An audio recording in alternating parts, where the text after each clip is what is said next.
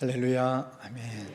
하나님께서 오늘도 우리 가운데 임하셔서 큰 은혜 주시리라 믿습니다. 귀한 찬양해 주신 우리 찬양대 감사합니다. 여러분 어렸을 때 한 번쯤은 다 읽어보셨을 텐데요, 김유신 장군의 전기를 읽은 것 가운데 아직도 제 머릿속에 있는 것은 자기가 타고 다녔던 말에 머리를 뱉다는 내용이잖아요. 김유신 장군이 열심히 나라를 위해서 봉사도 많이 했지만 기생집을 드나들었다는 거죠.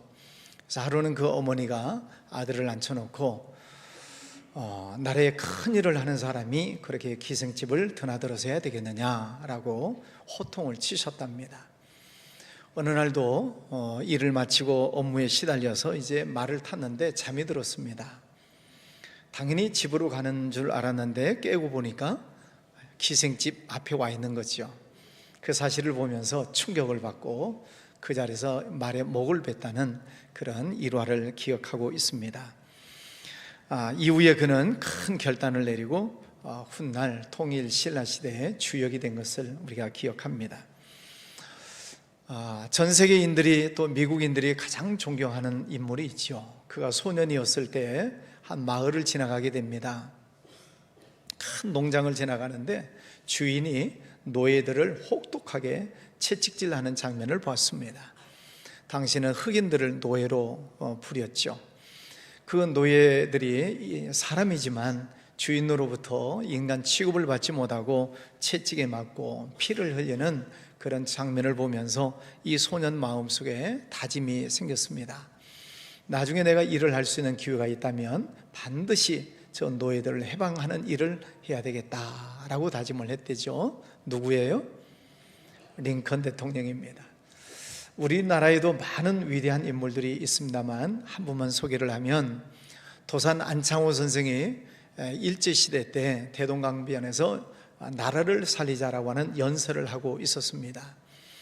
그 연설을 듣고 있던 한 청년이 다음 날 안창호 선생님을 찾아와서 삭발을 하고, 선생님, 저도 나라를 위해서 일을 하겠습니다 라고 다짐을 했답니다.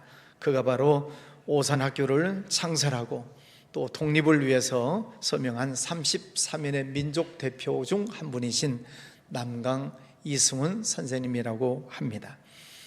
이런 모든 분들의 공통점은 결단을 했다는 것입니다. 중요한 때 뜻을 정하여 결단을 했다 하는 것이 그분들의 공통점입니다. 오늘 말씀의 제목이 뜻을 정한 다니엘입니다. 첫 번째, 다니엘은 누구인가 하는 것입니다. 바벨론의 포로로 끌려간 사람 가운데 하나가 이 다니엘이라고 하는 소년입니다. 고래 싸움에 새우 등 터진다는 그런 속담이 있듯이 이스라엘이라고 하는 나라를 중심으로 오른쪽 옆에는 큰 바벨론이라고 하는 제국이 있고 또 왼쪽 밑에는 애굽이라고 하는 거대한 나라가 있습니다. 이 두 나라가 늘 앙숙지간입니다. 그래서 애굽이 바벨론을 공격하려면 이스라엘을 거쳐서 가야 되고, 바벨론도 이스라엘을 거쳐서 애굽으로 날아가게 되어 있습니다. 왜냐하면 그 아래는 사막이 있기 때문에 그렇습니다. BC 609년에 1차 전쟁이 벌어졌습니다. 두 나라 간에 무승부로 끝났습니다. 4년이 지난 BC 605년에 바벨론과 애굽의 제2차 전쟁이 붙었습니다. 그때에 바벨론이 승리를 하게 됩니다. 그래서 이 바벨론이 승리를 하고 돌아가면서 가운데 끼어있는 이스라엘 백성들까지 침공을 합니다. 그래서 왕족, 귀족, 기술자들을 포로로 끌어가게 되죠. 그때 끌려갔던 사람 가운데 다니엘과 친구들이 있습니다.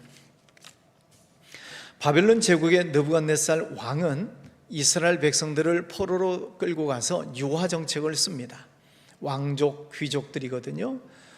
그래서 그들 가운데 제법 똑똑한 사람들을 다시 뽑아가지고 선발을 해서 3년 동안 왕이 먹는 음식을 제공을 하고 왕궁에서 공부를 하게 하고 여러 가지 편의를 제공하면서 호의호식할 수 있도록 자리를 마련해 주게 됩니다.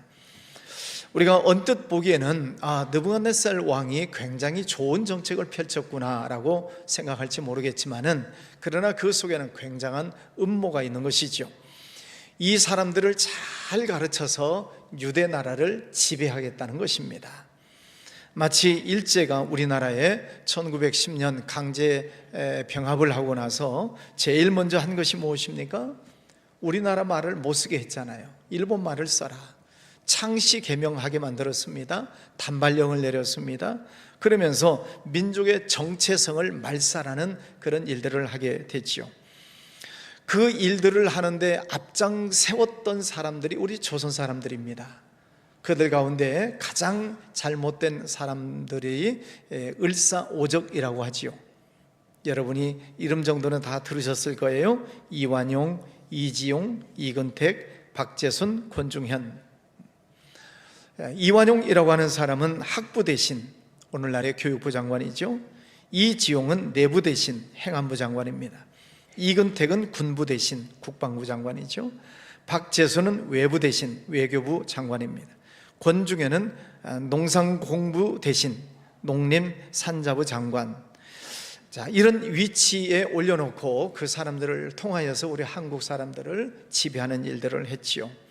바벨론도 꼭 그런 일을 했다는 것입니다. 포로 중에서 똑똑한 사람들을 잘 선별해서 그들을 먹여주고 또 가르쳐주고 많은 편의를 제공하면서 바벨론을 배우게 만듭니다.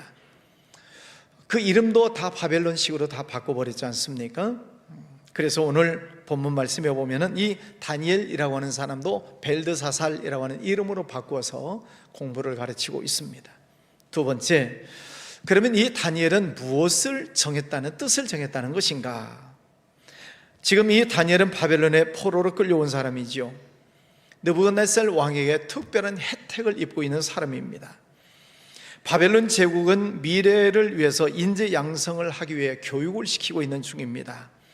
그리고 이들에게는 왕이 먹는 특별한 음식을 제공했다라고 성경은 기록하고 있습니다. 이런 음식을 산해집니다, 진수성찬이다 라고 이야기를 합니다. 포로로 끌려왔는데 이런 큰 대접을 받고 있으니 얼마나 좋겠습니까? 그런데 다니엘은 뜻을 정했다. 무슨 뜻을? 그 왕의 산의 진미를 먹지 않겠다라고 결정을 했다는 것입니다. 그 좋은 음식을 왜 거절할까요? 다니엘이 생각할 때 왕이 먹는 음식은 그 당시의 풍습에 바벨론의 신전에 바쳤던 음식 재료를 가지고 왕의 음식을 만듭니다. 그러니까 신전에 바쳤던 식재료니까 얼마나 좋겠습니까? 최고급의 음식을 신전에 바치는 것이죠. 그 식재료를 가지고 왕의 음식을 만듭니다. 그러니 결국 다니엘이 생각할 때는 이 음식은 곧 우상 숭배했던 음식이다라고 하는 생각을 갖게 되는 것입니다. 율법에서 배웠던 내용과 다른 것이죠. 우상 숭배하지 마라, 우상에 바쳤던 음식을 먹지 마라 라고 하는 그 율법의 내용을 배웠기 때문에 이 다니엘은 뜻을 정하여 그 음식을 거부했다 하는 것입니다. 여러분 한번 생각을 해보시면, 그럼 왕은 특별 대우를 하기 위해서 음식을 제공을 하고 학문을 가르치고 있는데 그 포로로 끌려온 주제에 왕의 음식을 거부해요? 그러면 무슨 결론이 나올까요? 포로 한 명쯤 죽이는 거야. 파리 목숨 아니겠습니까? 그럼에도 불구하고 이 다니엘은 죽음을 각오하고 그 왕의 음식을 거부했다라고 말씀하고 있습니다. 이 일을 자기만 한 것이 아니라 같이 온 3명의 친구들에게도 이 사실을 알렸고 그들도 똑같이 왕의 음식을 거부하게 됩니다. 그들을 다스리고 있는 환관장이 이야기를 하죠. 만약에 이 사실이 왕에게 보고가 된다면 너희들 뿐만 아니라 내 목도 탈환한다. 그러니 너희들 음식 먹으라는 거지요. 그러나 이 4명의 친구들은 끝까지 거부를 합니다. 오히려 이야기를 하죠. 환관장님, 우리에게 채식만 주시고 그리고 다른 사람들은 산의 진미를 먹게 하십시오. 그리고 열흘 동안 비교를 해서 어떤 결과가 나오면 거기에 따라서 우리가 움직이겠습니다. 그리고 열흘 동안 채식을 먹게 했습니다. 다른 사람들은 왕의 진미를 먹게 했습니다. 열흘 후에 비교를 했더니 이 다니엘과 세 친구들의 얼굴이 더 빛이 나고 윤택이 나는 것입니다.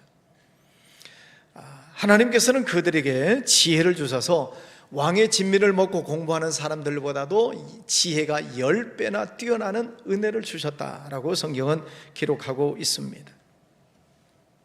여러분, 당시에 이 사형이라고 하는 것은 다니엘서에 나타나는 것으로 보면은 왕의 명령을 거역하게 되면은 펄펄 끓는 용광로 속에 집어 던지는 방법이 있고 3일 동안 굶주린 사자굴 속에 집어넣는 방법이 있습니다. 결국은 죽이는 거죠. 왕의 명령에 거역하게 되면 그런 결과가 있게 될 것입니다. 이 소년들의 나이는 불과 우리나라로 보면 중학교 3학년, 고등학교 1학년 이 정도 되는 15살 전후가 되는 소년들입니다. 그럼에도 불구하고 그들은 신앙적인 결단을 내렸다는 것입니다. 여기에서 우리의 신앙을 잠시 한번 돌아볼 필요가 있습니다. 만약에 내가 저 상황이라면 나는 어떻게 할 것인가? 왕이 시키는 대로 하면 얼마나 좋겠습니까? 좋은 음식 많이 먹죠. 또 왕궁에서 배우는 공부를 하죠. 모든 편의를 다 제공해 주지요. 얼마나 좋겠습니까? 그 명령에 따르기만 하면 그 나라에서 승승장구하고 성공하고 출세하는 사람이 될 것입니다. 자, 여러분 어찌 하시겠습니까? 왕의 명령대로 하시겠습니까? 아니면 다니엘처럼 거부하시겠습니까? 잠시 후에 다시 질문을 하겠습니다. 자, 일제는 우리의 기독교를 말살하기 위해서 혈안이 되었죠. 그래서 일제시대에 많이 있었던 교회를 다 불태우고 성도들을 죽이고 신앙을 배신하게 만들었습니다. 한국 교회 역사상 가장 치욕적인 날을 1938년 9월달 총회라고 이야기를 합니다. 그 총회는 많은 목사님, 장로님들이 모여서 총회를 합니다. 거기서 무엇을 결정을 했는가? 일본 신사 참배하는 것은 우상 숭배가 아니다라고 결정을 했습니다. 그래서 총회가 끝나자마자 모였던 장로님, 목사님들이 몽땅 몰려가서 신사 참배를 했습니다. 거기에 반기를 들고 신사 참배 거부 운동을 했던 많은 성도들이 있었죠. 대표적인 인물이 주기철 목사님이시죠.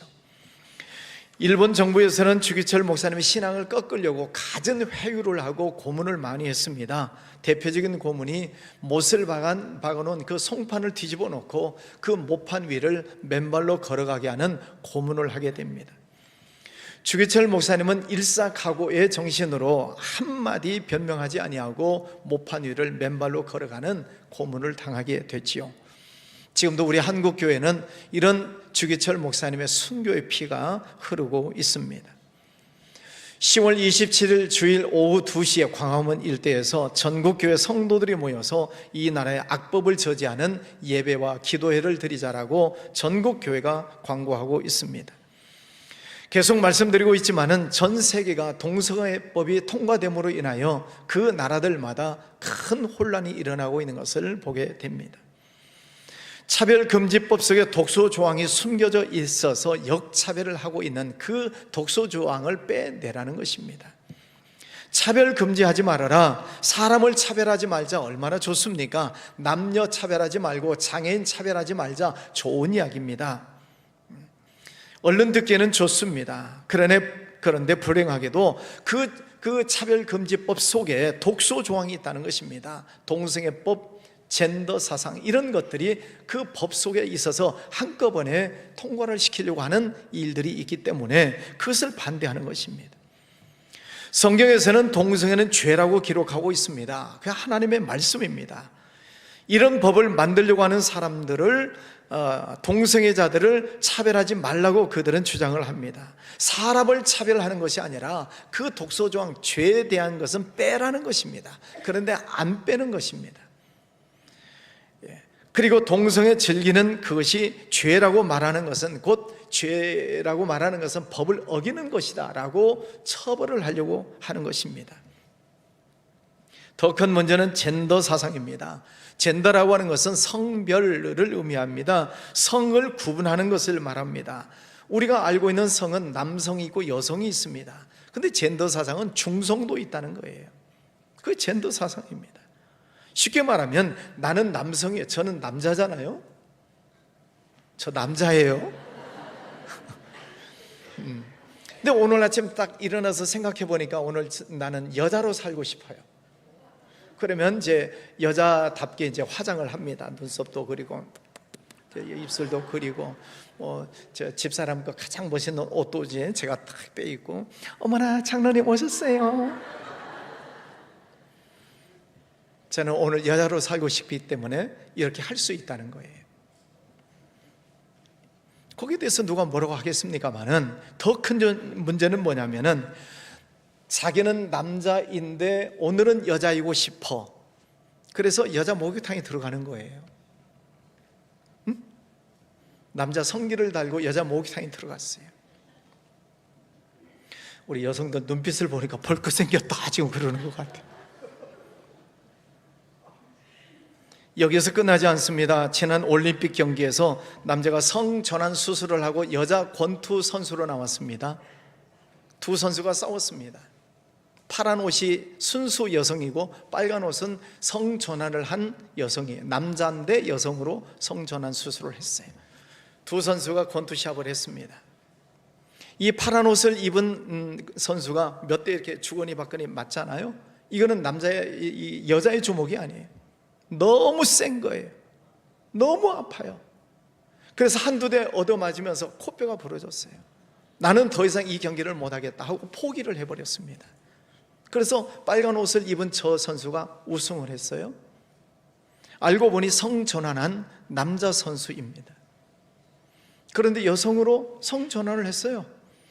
올림픽협회에서 문제 없다라고 판결을 내렸습니다. 이런 일뿐만 아닙니다. 성전환한 남성이 달리기 선수로 출전을 했습니다. 1등 했습니다. 우리나라에서도 있었던 일입니다. 강원도에서 사이클 선수가 시합이 있었습니다. 자전거 시합이 있죠. 이거는 여성들만 하는 시합인데 성전환 수술을 한 남자가 이 시합에 나와가지고 1등 했습니다. 우리나라에서 있었던 일입니다. 이런 일들이 여러 분야에서 지금 일어나고 있는 일들입니다. 여러분, 이런 법들이 통과되면 누가 피해를 입겠습니까? 여성들이 피해를 입습니다. 여성들이. 우리나라에도 이미 남자 화장실, 여자 화장실 가운데 중성 화장실이 생겼어요. 그러면 여자도 들어가고 남자도 들어가요. 그런 화장실이 이미 우리나라에 생겼어요.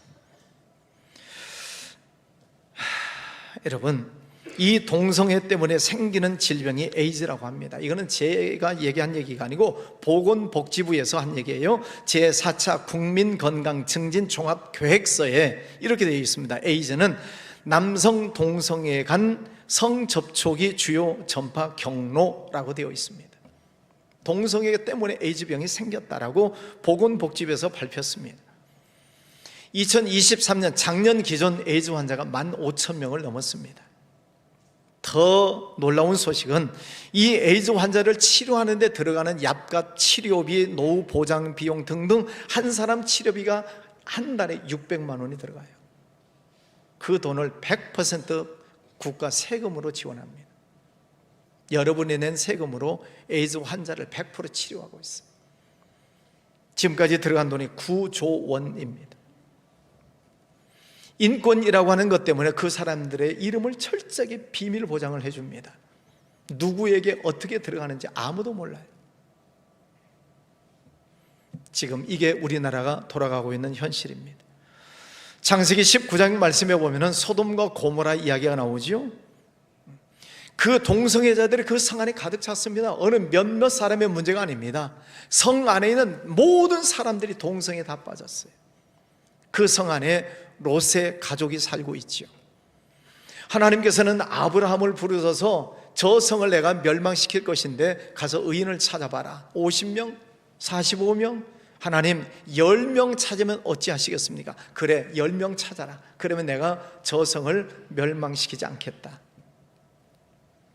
소돔과 고모라 성을 다 돌아다니면서 의인을 찾습니다만 10명을 찾아내지 못합니다. 천사의 손에 의해서 롯의 가족이 황급히 빠져나간 다음 하나님께서는 그 소돔과 고모라 성을 불심판으로 유황불로 심판해 버립니다. 한 명도 빠져나가지 못합니다. 불심판을 내리신 것이죠. 동성애가 무엇입니까? 남자가 남자 간에 섹스를 하고 여자가 여자와 섹스를 하는 것입니다. 동물과 섹스를 하는 것입니다. 이런 모든 행위를 하나님은 죄라고 말씀하십니다. 이 동성애 때문에 가정이 파탄이 나는 것입니다. 사회 질서가 무너지는 것입니다. 이런 법들이 통과되고 나면 조금 전에 보셨죠? 어린아이 초등학생들에게도 동성애 하는 것을 가르쳐야 돼요. 어떻게 동성애 안에 섹스를 하는지를 이제는 가르치라는 거예요. 여러분, 이게 되는 소리입니까? 그런데 이런 일들을 국회의원들이 앞장서서 법을 지금 제정하고 있다는 거예요. 그것을 막아야 된다는 것입니다. 어느 단체에서 이것을 나서지 않습니다. 그래서 한국 교회가 일어나서 이 악법을 막아야 된다. 이 법을 막아내지 못하면 가정이 무너지는 것, 사회 질서가 깨지는 것뿐만 아니라 한국 교회가 무너진다. 그래서 전국 교회에 광고하고 있고 27일 날 오후 2시에 광화문에서 모여서 정치적인 색깔은 전혀 빼고 정치적인 문제가 아니라 이 악법을 저지해야 된다. 기도하자는 것입니다. 건강하신 분들은 함께 동참을 해주시고 몸이 불편하신 분들은 실시간으로라도 참여해서 같은 마음으로 기도해 주시기를 바랍니다. 지난주에도 말씀을 드렸지만 수원지역 목회자님들이 모여서 국회의원들을 불러서 얘기했어요. 이런 법 통과시키면 안 됩니다. 통과시키면 다음에 낙선운동 하겠습니다. 예, 알겠습니다 목사님입니다. 걱정하지 마십시오. 그리고 국회에 들어가서는 한마디 말을 못합니다. 성경 말씀에 보면 사무엘 선지자가 활동했던 때에 블레셋이라고 하는 나라가 쳐들어옵니다. 사무엘이 말하죠. 이스라엘 백성들아, 미스바 광장에 모여라. 백성들이 미스바 광장에 모였습니다. 우리가 하나님 앞에 잘못한 거 회개합시다. 부르짖어 기도합시다. 그런데 블레셋은 점점 더 가까이 옵니다. 백성들이 두렵죠, 무섭죠. 그러나 사무엘 선지자는 이야기를 합니다. 두려워하지 말고 우리가 하나님 앞에 부르짖어 기도합시다. 하나님 앞에 부르짖어 기도할 때 하나님께서 그 블레셋 군대를 하나님께서 물리쳐 주시고 승리케 하신 사건이 성경에 기록되고 있습니다. 여러분, 어둠의 그림자가 점점 몰려옵니다. 우리나라를 음란하게 빠뜨리려고, 우리나라를 어둠으로 짓누르려고 하는 어둠의 세력들이 밀려오고 있습니다. 이럴 때 우리 성도님들이 깨어서 기도해야 하셔야 되고 우리 한국교회가 한 마음으로 일어나야 됩니다. 전 모 목사의 그 모임하고는 성격이 다른 것이니까 오해가 없으시기를 바랍니다. 여기는 정치적인 모임이 아닙니다. 순수하게 하나님 앞에 모여서 기도하고 그런 악법들이 통과되지 못하도록 막아내자는 것입니다. 여러분, 기도해 주시기를 바랍니다. 오늘 말씀의 제목이 뜻을 정한 다니엘입니다. 여러분, 다니엘 가만히 있으면 얼마나 좋겠어요? 왕이 시키는 대로 하면 얼마나 좋아요? 그저 맛있는 음식 먹죠. 열심히 공부하면 되는 것이죠. 왕이 시키는 대로 하면 출세는 보장되어 있는 것입니다. 그러나 어린 소년 다니엘과 그 친구들은 뜻을 정했다. 나는 하나님만 섬기겠습니다. 그런 우상 숭배를 했던 음식은 나는 먹지 않겠습니다. 다짐을 했다는 거예요. 우리는 예수 믿는 신앙인들입니다. 여러분, 직장에서, 사업장에서 여러분의 신앙을 고백하시고 있습니까? 옆자리에 있는 동료가 여러분이 그리스도인인 것을 알고 있습니까? 혹시라도 직장 안에서 사업하는 관계 속에서 차별을 당할까 봐서, 왕따를 당할까 봐서, 승진하는데 지장이 있을까 봐서, 사업하는데 불편할까 봐서 그리스도인인 것을 숨기고 있는 것은 아닙니까? 그래서 겁이 나서 고백을 못하는 것입니까? 주님께서 말씀하시죠. 이 세상에서 너희가 나를 모른다고 하면 나도 너희를 하늘나라에서 모른다고 할 것이다. 무서운 말씀이에요.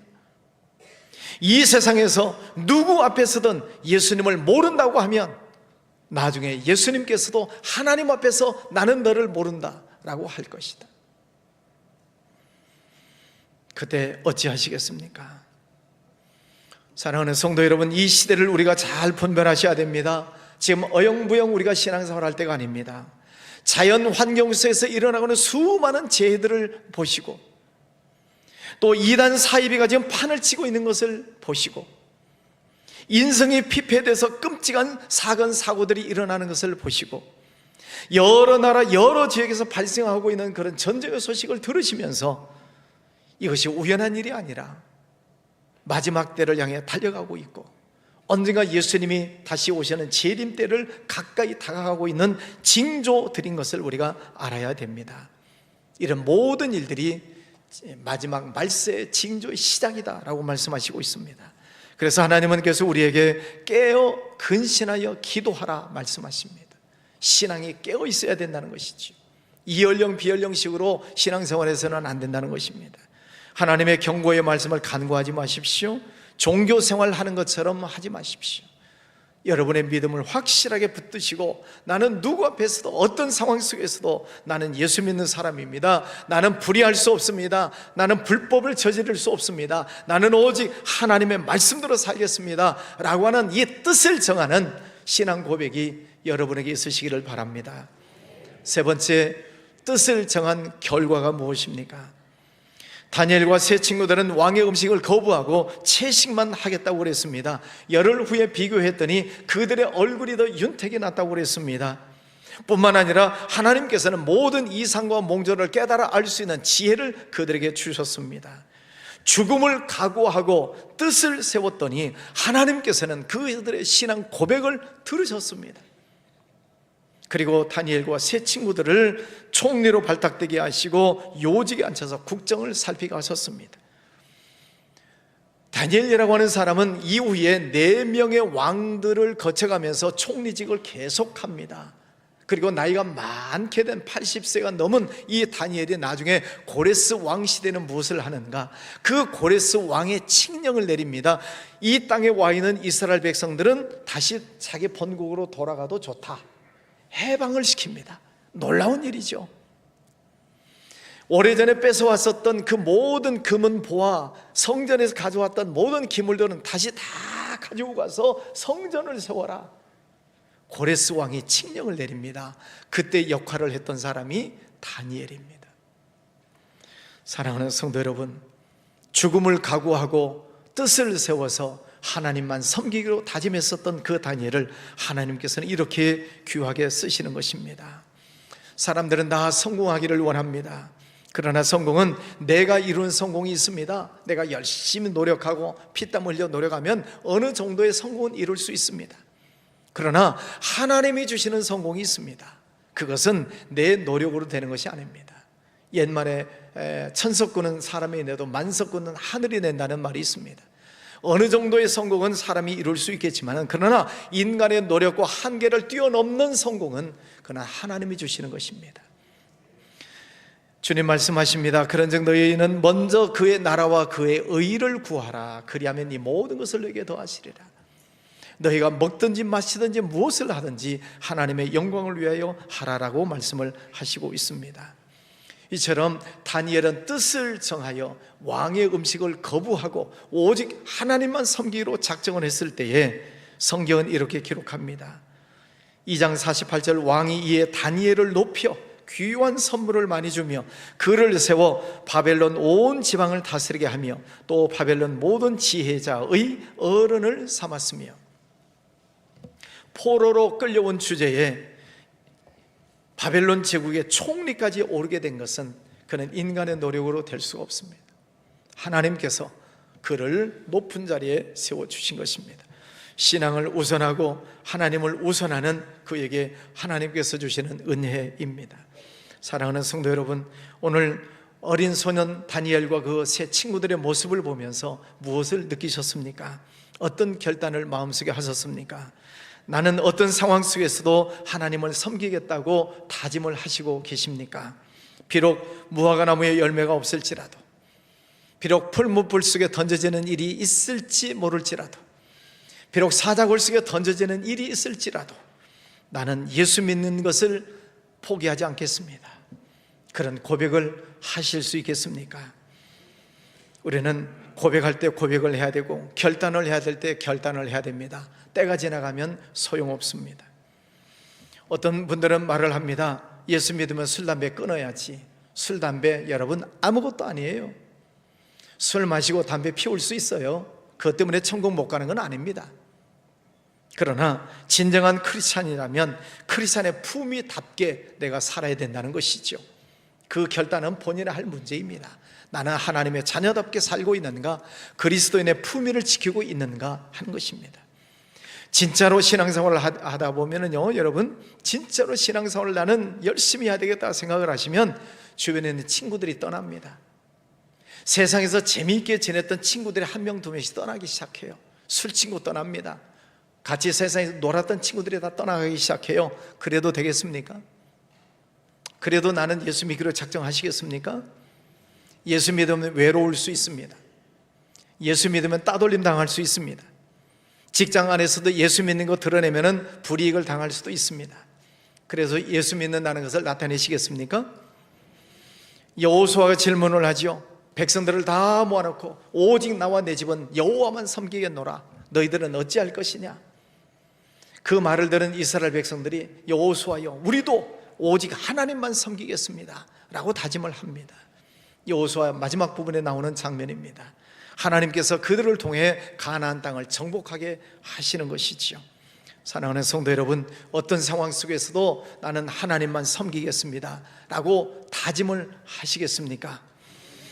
불이익이 온다 할지라도, 따돌림을 받는다 할지라도, 어떤 세상 속에서 어떤 문제가 있는다 할지라도 나는 예수만 믿겠습니다, 나는 불의한 것, 불법한 것과는 타협하지 않겠습니다 라고 다짐하시는 분들은 자리에서 일어나시기를 바랍니다.